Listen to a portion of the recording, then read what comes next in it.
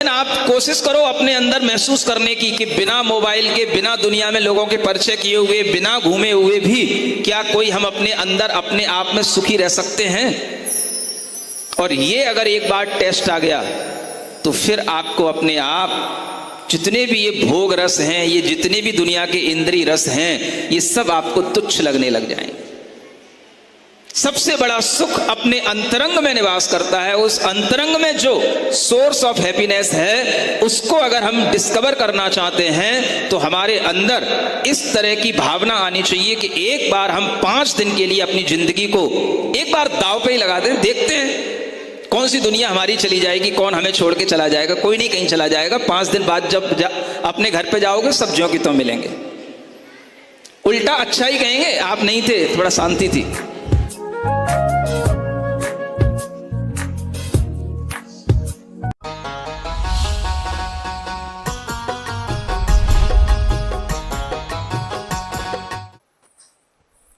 मोक्षमार्गस्य नेतारं भेत्तारं कर्मभूरतां ज्ञातारं विश्वतत्त्वानां वन्दे तद्गुणलब्धये।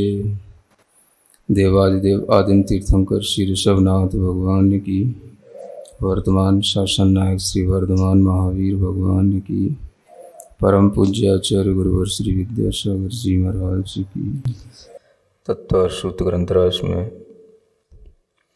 बंध तत्व का वर्णन चल रहा है। बंध के हेतु बताने के बाद बंध का स्वरूप बताया गया और अब बंध के भेदों की चर्चा की जाना है। बंध के कारण अलग वस्तु है, जो बंद हो रहा है वह बंद अलग है, और जो बंद होने के बाद अनेक प्रकार के उस बंद को समझने के भेद होते हैं, उपाय होते हैं, वो उपाय या भेद जो है यहाँ पर अलग सूत्र में बताया जा रहा है। प्रकृति स्थित्यनुभाग प्रदेशास तद्विधय। तद्विधय, विधि माने प्रकार होता है, उसके प्रकार, उसके कितने भेद हैं, तो आचार्य कहते हैं उसके 4 भेद हैं। एक प्रकृति, एक स्थिति, एक अनुभाग और एक प्रदेश। ये सभी बंध के भेद हैं। यानी बंध जो आत्मा में कर्म का होता है वह 4 रूपों में विभाजित हो जाता है। जैसे ही आत्मा के प्रदेशों में कर्म के प्रदेशों का समावेश हुआ तो जो पुद्गल कर्म के योग्य परिणमन होने की शक्ति रखता था वह आत्मा में 4 रूपों में बंध गया। जब तक वह बंधा नहीं था वह सामान्य रूप से एक रूप में था, जिसे हम केवल कर्म के योग्य पुद्गल वर्गणा कह सकते हैं या कर्म वर्गणा कह सकते थे। लेकिन जैसे ही आत्मा के परिणामों से वह कर्म आत्मा में एकमेक हो गया, उसका संश्लेष रूप से आत्मा में संबंध हो गया, वैसे ही वह कर्म 4 रूपों में आत्मा में हो जाता है। तो उसको ही समझाने के लिए यहाँ वो 4 मोटे मोटे भेद या प्रकार बताए जा रहे हैं, जिनमें सबसे पहला कहलाता है प्रकृति बंध। प्रकृति का मतलब होता है कि जो कर्म है, वैसे तो वो कर्म अपना एक ही प्रकार का है, पुद्गल कर्म है। अब जैसे ही वो आत्मा के परिणामों से आत्मा में बंधा तो उसमें सबसे पहले प्रकृति रूप में उसका विभाजन होता है। प्रकृति का मतलब उसका स्वभाव क्या, वह क्या करेगा, उसकी परिणति आत्मा में रह कर के किस गुण को, आत्मा के किस गुण को बाधित करेगी। ये जो उसके अंदर एक स्वभाव आ जाता है, इसी का नाम प्रकृति कहलाता है। तो जैसे ही कर्म आत्मा में बनता है, कर्म के अंदर अनेक प्रकार की प्रकृतियां आ जाती हैं और उन प्रकृतियों में वह परिणमन कर जाता है। कर्म तो एक ही रूप है, लेकिन आत्मा में बंधते हुए वह अनेक रूप हो जाता है। वह ज्ञान के आवरण के लिए ज्ञानावरण रूप हो जाएगा, दर्शन को आवरण करने के कारण से दर्शनावरण रूप हो जाएगा। तो उस कर्म को भी उस नाम से कहना कि ये ज्ञानावरण है, ये दर्शनावरण है, ये वेदनी है, ये मोहनी है। कर्म अनेक प्रकार का तब तक नहीं था जब तक कि बंधा नहीं था। जैसे ही वो आत्मा में बंध गया तो उसमें ये अलग अलग तरीके के विभाजन हो गए। इसी को प्रकृति बंध कहा गया, यानी कर्मों के जो स्वभाव हैं वो सब अलग अलग रूप में हो जाते हैं। उन स्वभाव का बंद हो जाना, यानी उस कर्म का जिस जैसा स्वभाव है वैसा ही स्वभाव के साथ में आत्मा में बंध जाना, तो उसको यहाँ पर प्रकृति बंध कहा गया है, जिसे हम उसका वास्तविक स्वरूप, स्वभाव, नेचर कुछ भी कह सकते हैं। तो प्रकृति में केवल कर्म का ज्ञानावरण, दर्शनावरण, वेदनी, मोहनी, ये जो 8 मूल कर्म हैं, इन मूल कर्मों में उसका परिवर्तन होना, मूल कर्मों के रूप में उसका आत्मा में बंधना, यहाँ पर सिर्फ इसका नाम प्रकृति बंध है। प्रकृति का अर्थ हो गया उसका स्वभाव। तो हर एक कर्म का अपना अपना स्वभाव है, वो आगे बताया जाएगा। तो प्रकृति बंध में कर्म का केवल बस अनेक प्रकार के कर्मों के रूप में रूपांतरण हो जाता है। अब वो एक रूप नहीं रहा, अब वो अनेक रूप हो गया। अब उसमें कुछ मूल कर्म भी होते हैं और उन मूल के भी कुछ और उत्तर भेद वाले कर्म भी होते हैं। तो सभी कर्मों में इस तरह की अलग अलग प्रकृति पड़ जाएगी, जो भी आगे कर्म बताए जाएंगे। 8 कर्मों के रूप में भी कर्म की प्रकृति पड़ेगी और 8 कर्मों के आगे भी जो विभाजन होंगे वो भी मोटे तरीके से अगर किए जाते हैं तो 148 प्रकार के वो कर्मों के विभाजन होते हैं। तो उन रूप में भी वह कर्म की प्रकृति पड़ जाएगी। यानी कि एक ही पुद्गल रूप कर्म वर्गणा आत्मा के साथ संबंध को प्राप्त होते ही अनेक स्वभाव वाली हो जाती है। उसका परिणमन अनेक प्रकार के कर्मों की प्रकृति रूप हो जाता है। उसी को यहाँ पर प्रकृति बंध कहा गया है। बंध का मतलब ये होता है कि वह उतने समय तक वह उस प्रकृति रूप में ही बंधे रहना। एक तो बंद होता है कि 2 चीज़ों में बंद हो जाना, और एक बंद होता है कि उस कर्म में ही इस तरीके का बंध पड़ जाना कि वह अपने स्वभाव को नहीं छोड़ना और अपने स्वभाव में जो भी उसके अंदर ज्ञानावरण आदि के रूप में स्वभाव पड़ गए हैं वो उसी स्वभाव में उसका पड़े रहना। तो ये कहलाता है बंध कहलाता है। तो यहाँ पर बंध का मतलब यह है प्रकृति का अनेक रूप में आत्मा के अंदर परिणमन हो गया। ये समझने की चीज़ है। प्रकृति बंध बहुत सरल है, लेकिन समझने के लिए थोड़ा सा कठिन इसलिए भी है कि अगर हमें प्रकृति बंध समझ में आएगा तो सभी बंध आगे के समझ में आएंगे। तो प्रकृति का मतलब हो गया केवल बस उसका अभी अपना स्वभाव जो है जो था वो उसका अलग ही बदल गया। जैसे बादल का पानी होता है और उस पानी का अगर मान लो जैसे ही सर्प के मुख में गिरना हुआ तो बादल का पानी सर्प के मुंह में गिरेगा तो एकदम से उसका विष बन जाएगा। तो पानी था, लेकिन वो बादल का पानी सर्प के मुंह में गिरा तो वो विष बन गया।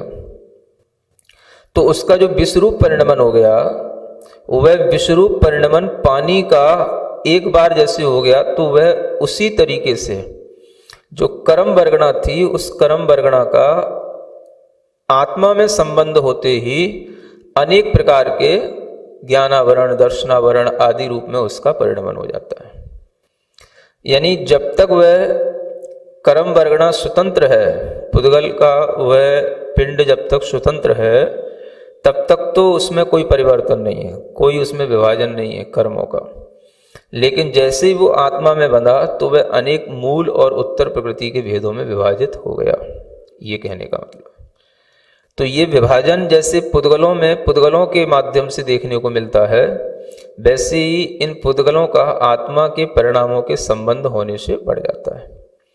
और आत्मा भी देखें तो आत्मा भी कर्म से पहले से सहित ही है, क्योंकि कोई भी आत्मा हो उसमें कर्म का सद्भाव तो सभी में है। तो कर्म में ही इस कर्म का बंध हो जाता है। किसमें हो गया? कर्म में ही, और कर्म का बंध हो गया। हुआ आत्मा के अंदर, आत्मा के साथ, इसलिए वो आत्मा का कहलाता है। लेकिन वस्तुतः तो प्रकृति जो पड़ी वो कर्म में पड़ी। प्रकृति आत्मा में नहीं बंधी, प्रकृति कहाँ बंधी?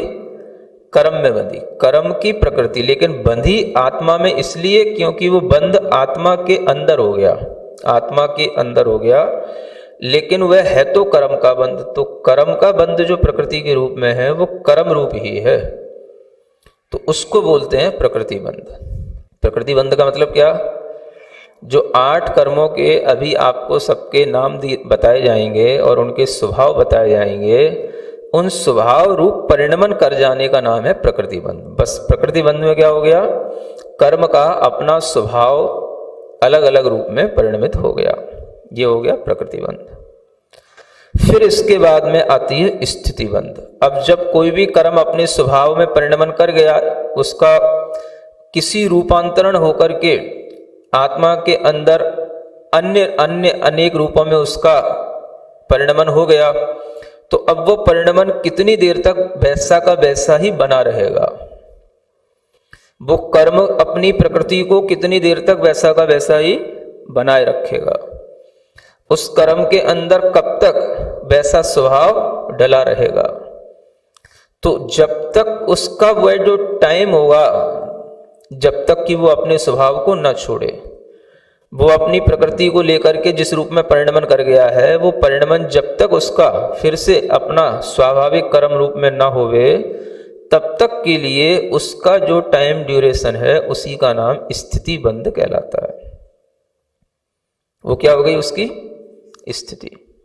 तो जितने भी कर्म हैं, हर कर्मों की अपनी अपनी स्थिति पड़ जाती है कि जैसे ही वो परिणमन किया तो वह कितनी देर तक वह उसी रूप में रहेगा। जैसे पानी का विष बन गया, तो अब वो विष कितनी देर तक रहेगा? कब तक वह विष पर्याय के रूप में ही रहेगा, और फिर कब वह विष पर्याय को छोड़ देगा।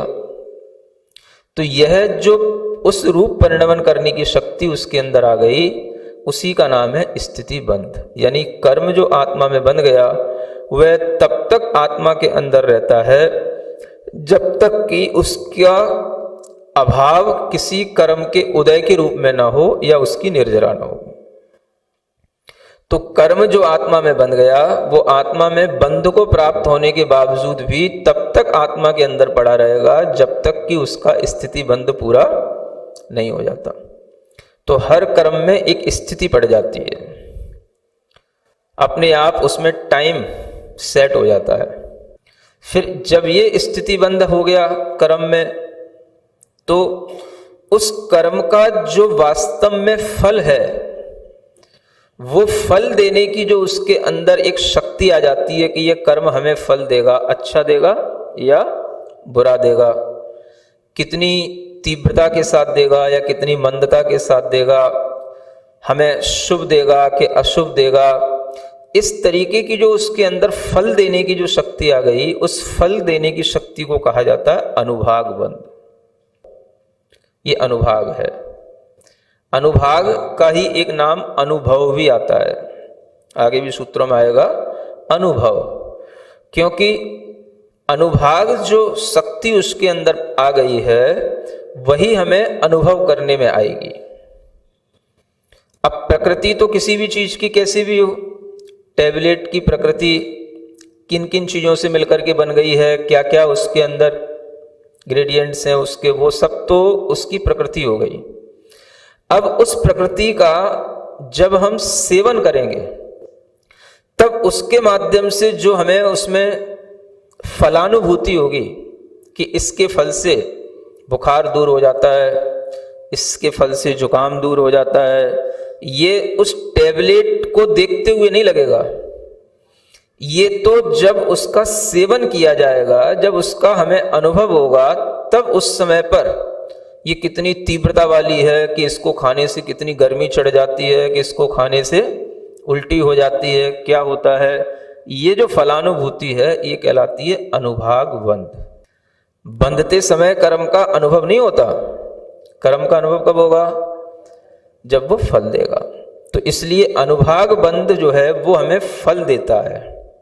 तो ये फल देने की जिसमें शक्ति जो आ गई, वो जो शक्ति उसके अंदर पड़ी है, अब हमें पता नहीं है कि वो शक्ति हमें कब, किस समय पर, किस रूप में क्या फल देगी, और उस शक्ति में भी परिवर्तन होंगे, वो किन निमित्तों से होंगे और किस तरीके से होंगे। लेकिन टोटल कुल मिलाकर के जब भी वो कर्म वहां से निकलेगा, जैसा भी उसके अंदर अनेक तरह के कर्मों के और उत्कर्षण अपकर्षण आदि प्रक्रिया होने के बाद जो भी उसका एक फल देते समय पर जो उसका रूप बनेगा, वो रूप किसी को पता नहीं, वो किसी भी तरह का बन सकता है।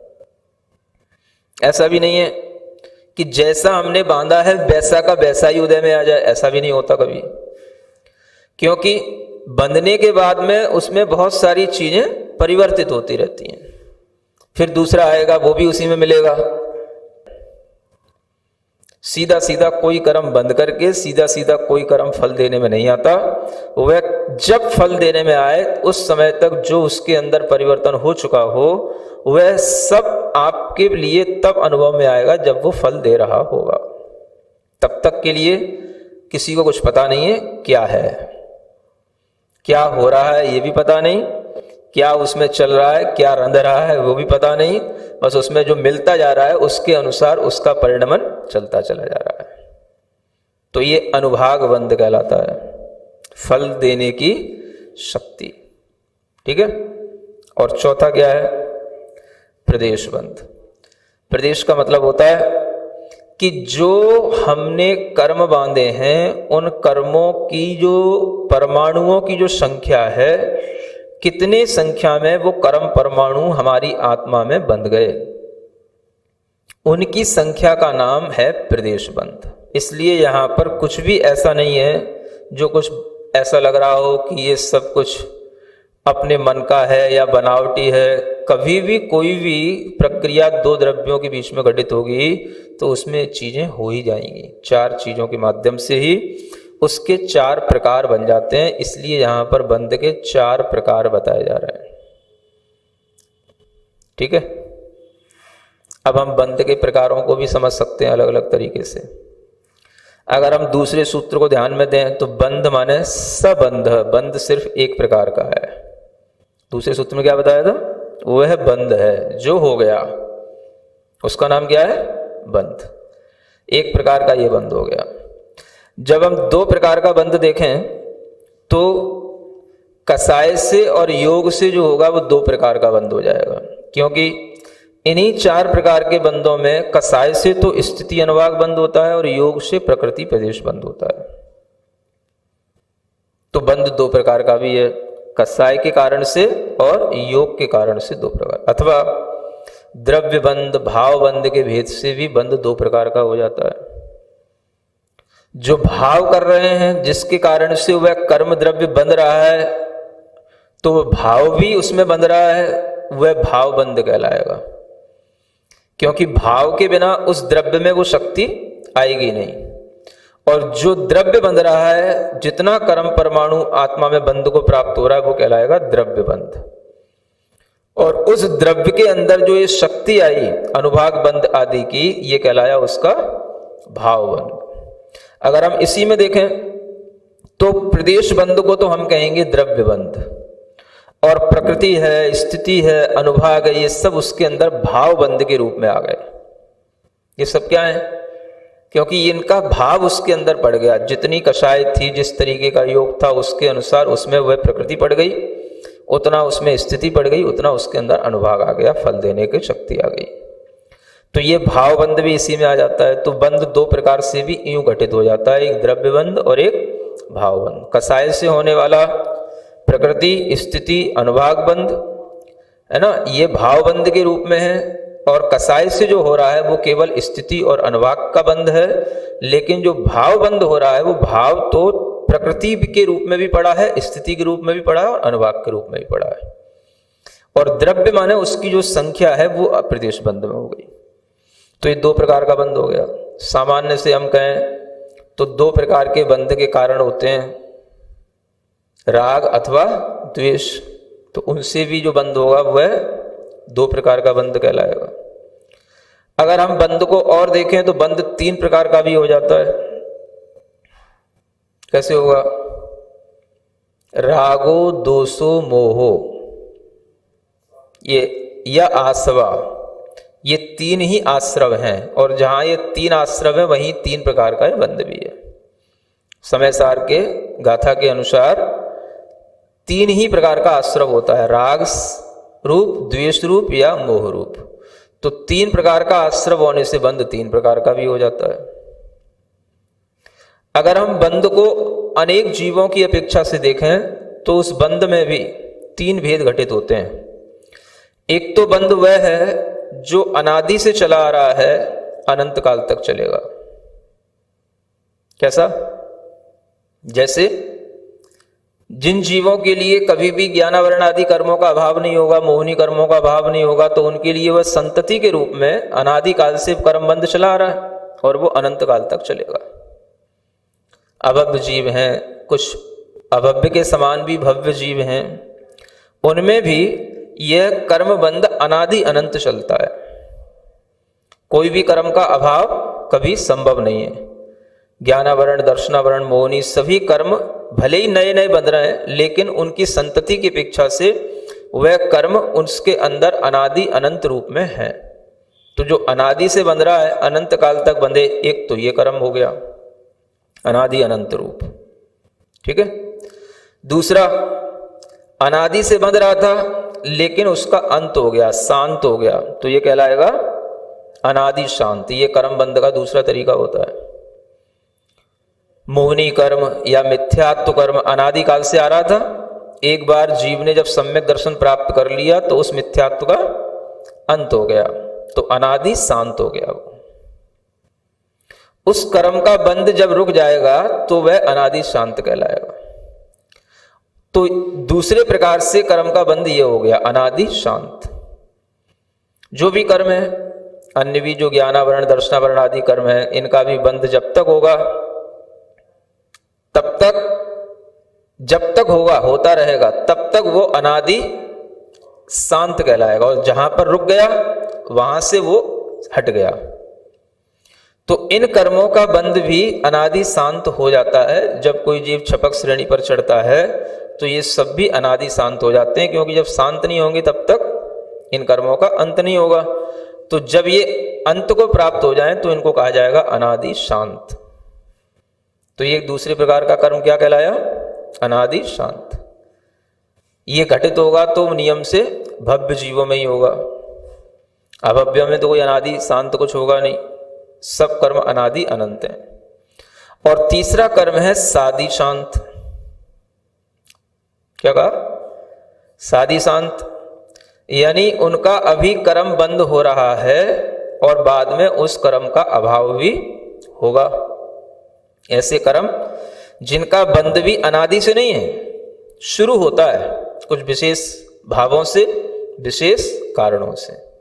जैसे तीर्थंकर नाम कर्म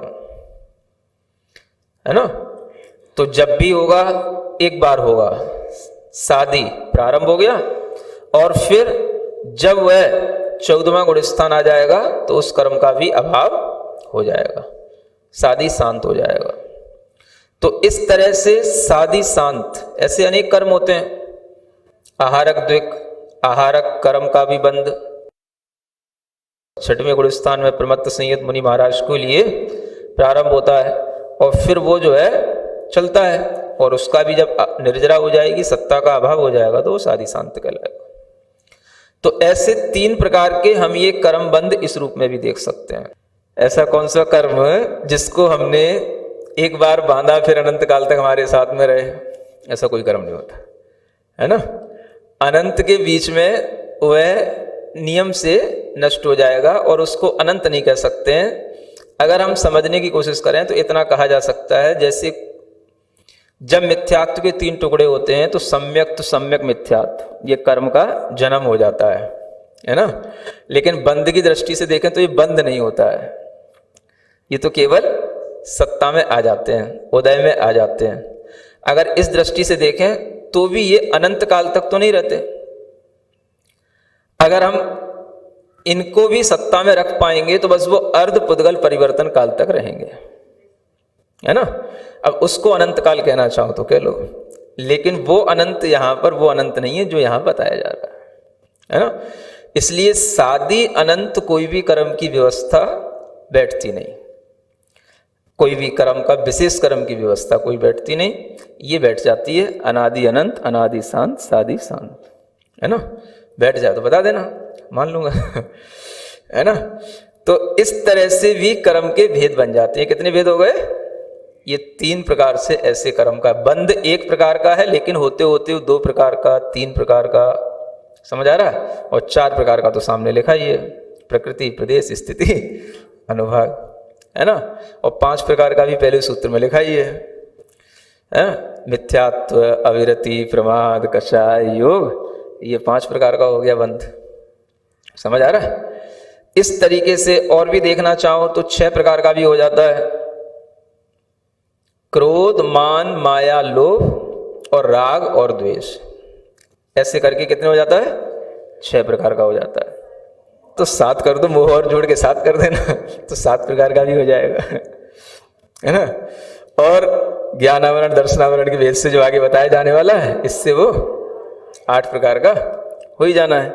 तो ऐसे जो है ये कर्म के अलग अलग तरीके से भेद भी समझाने के लिए हैं, और वे सब भेदों को समझ में आने पर हमें पूरा का पूरा एक कर्म सिद्धांत समझ में आ जाता है।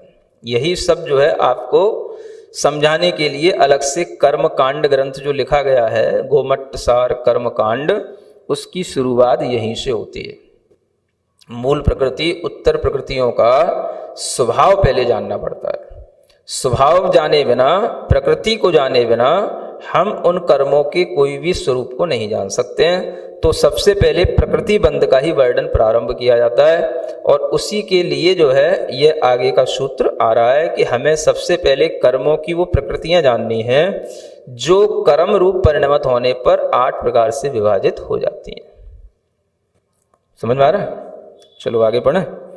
आद्यो ज्ञान दर्शनावरण वेदनीय मोहनीयायुर नाम गोत्रांतरायाः। ये आद्य माने सबसे पहला जो प्रकृति बंध कहा था, वह प्रकृति बंध ये 8 भेदों वाला है। ज्ञान दर्शनावरण, यहाँ पर जो आवरण शब्द है इसको ज्ञान और दर्शन दोनों के साथ जोड़ना है। तो एक ज्ञानावरण और एक दर्शनावरण, तीसरा वेदनीय, चौथा मोहनीय, 5वां आयु, 6वां नाम, 7वां गोत्र और 8वां अंतराय। ऐसे 8 कर्मों के नाम बताए हैं, और इन 8 कर्मों की ये 8 प्रकृतियां, इनके 8 प्रकार के स्वभाव सबके अलग अलग हैं। ज्ञानावरण कर्म का स्वभाव क्या है? हमारे ज्ञान के ऊपर आवरण डालना, ये इस ज्ञानावरण कर्म का स्वभाव है ना। जैसे कि ज्ञान के ऊपर आवरण डालने के लिए, ज्ञानावरण कर्म के स्वभाव को समझने के लिए, कि जैसे कोई मूर्ति है और उस मूर्ति के ऊपर हमने कपड़ा डाल दिया, आवरण डाल दिया, तो अब हमें मूर्ति का सही स्वरूप समझ में नहीं आएगा। ये क्या हो गया? आवरण। तो ये ज्ञानावरण कर्म ऐसे आवरण की तरह काम करता है। दर्शनावरण कर्म जो हमारे दर्शन, आत्मा के दर्शन गुण का घात करे, उसको आवरित कर दे, उसका नाम हो गया दर्शनावरण कर्म।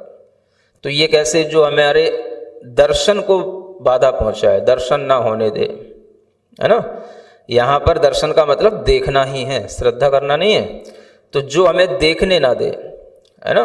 अब उसी मूर्ति के दर्शन करने के लिए आप गेट तक आ गए और गेट पर आकर के किसी ने आपको रोक दिया कि नहीं, आपको अंदर नहीं जाने दिया जाएगा, तो वह हो गया दर्शनावरण कर्म, जो एक द्वारपाल के समान, समझने के लिए द्वारपाल के समान उसको बताया जाता है, दर्शनावरण कर्म हो गया। ज्ञानावरण कर्म एक आवरण, किसी मूर्ति पर पड़े हुए आवरण की तरह, दर्शनावरण कर्म एक द्वारपाल की तरह काम करता है। तीसरा होता है वेदनीय कर्म। वेदनीय कर्म का काम क्या करेगा? इसकी प्रकृति ऐसी है कि इसी के कारण से जो पुद्गल स्कंद ऐसे कर्म रूप, वेदनीय कर्म रूप परिणमन कर जाते हैं, जिसके कारण से इस जीव को उन पुद्गलों के ही निमित्त से सुख दुख का संवेदन होगा।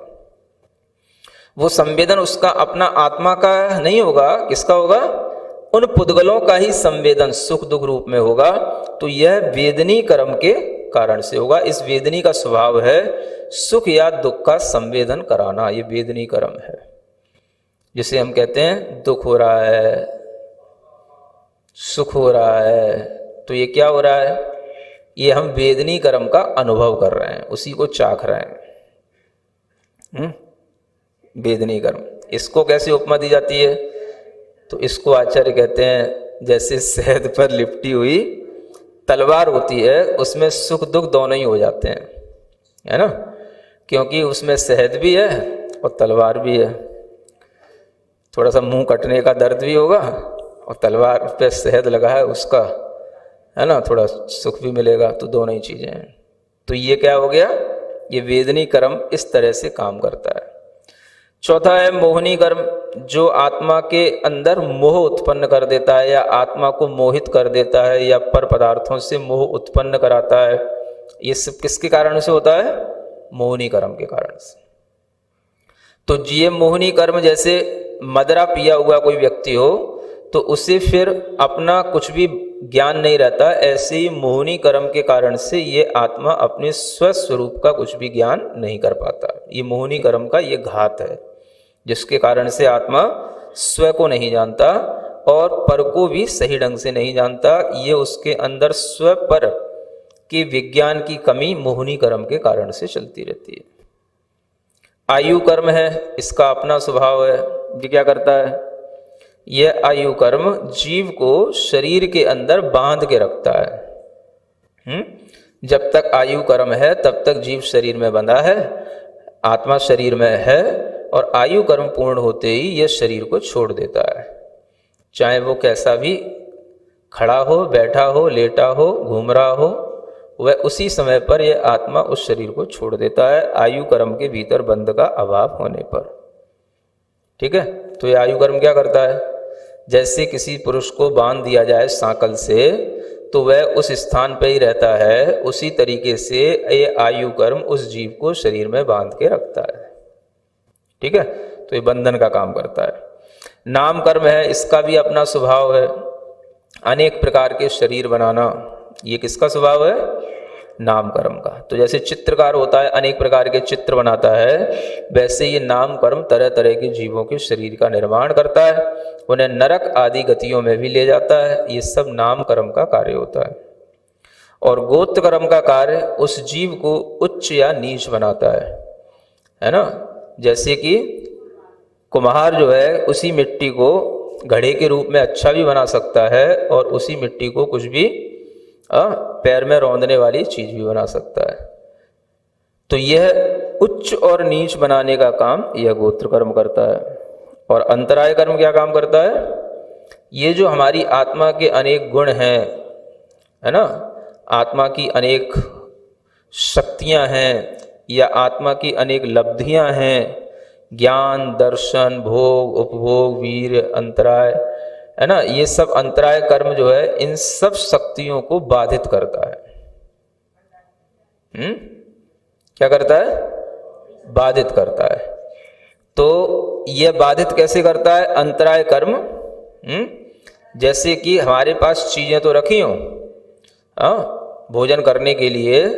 जैसे पहले क्या होता था कि एक मतलब कमरे के अंदर जो भी भोजन जिनको जिमाना है, कराना है, वो एक कमरे में रख दिया जाता था और वहां पर एक व्यक्ति को खड़ा कर दिया जाता था। बस वही व्यक्ति उस भोजन के हिसाब किताब को देखेगा, कितना जा रहा है कितना बच रहा है, समझ आ रहा है ना, उसको बोलते हैं भंडारी।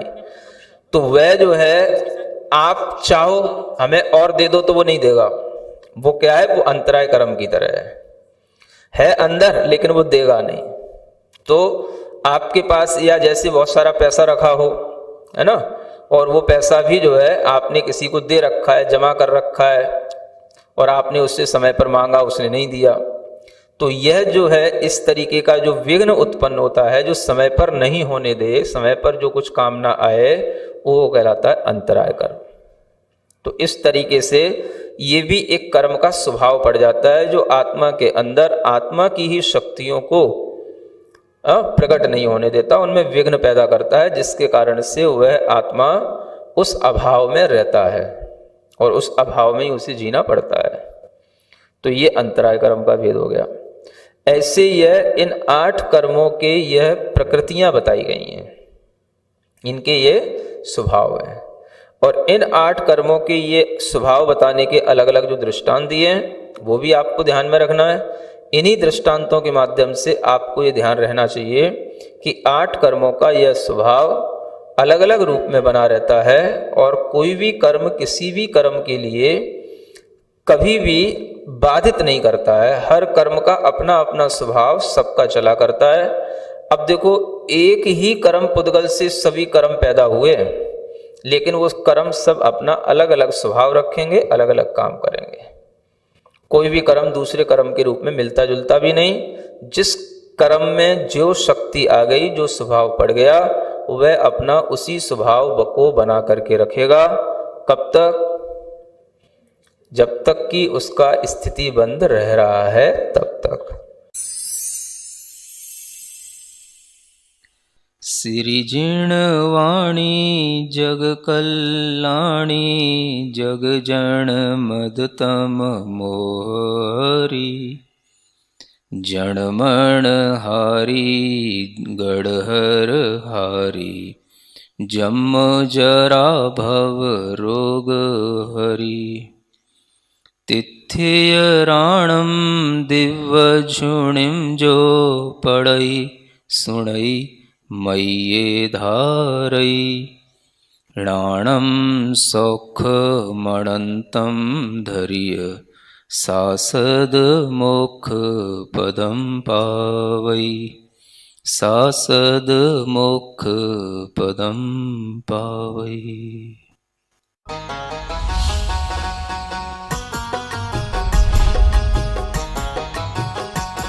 यदि आप भी अपने बच्चों को गुणवत्तापूर्ण शिक्षा देकर संस्कारित बनाना चाहते हैं, सरकारी नौकरी या विश्वविद्यालय में प्रोफेसर बनाना चाहते हैं, आप चाहते हैं कि आपके बच्चे को राष्ट्रपति पुरस्कार या पद्मश्री जैसे पुरस्कारों से अलंकृत किया जाए, तो आपके लाडले की संपूर्ण पढ़ाई निःशुल्क हम कराएंगे। पूज्य गणेश प्रसाद वर्णी जी द्वारा स्थापित संत शिरोमणि आचार्य श्री विद्यासागर जी महाराज द्वारा पुनरुद्धारित पूज्य मुनि श्री प्रणम्य सागर जी महाराज के आशीर्वाद से संचालित श्री स्यादवाद महाविद्यालय वाराणसी में। जी हाँ, यहाँ पढ़ने वाले 100 से अधिक परा स्नातक बन चुके हैं। अनेक विश्वविद्यालयों में प्रोफेसर्स 15 से अधिक प्राप्त कर चुके हैं राष्ट्रपति पुरस्कार। इतना ही नहीं, इसी वर्ष 2024 में भी एक विद्वान को पद्मश्री पुरस्कार से सम्मानित किया जा चुका है। प्रवेश प्रारंभ 10वीं अथवा 12वीं पास छात्र सीधे ले सकते हैं प्रवेश। आवास, भोजन, शिक्षण आदि सभी व्यवस्थाएं बिल्कुल निःशुल्क। श्री स्यादवाद महाविद्यालय, भदेनी, वाराणसी, उत्तर प्रदेश, भारत। संपर्क करें 9695338108, 9506602715, 9111229620।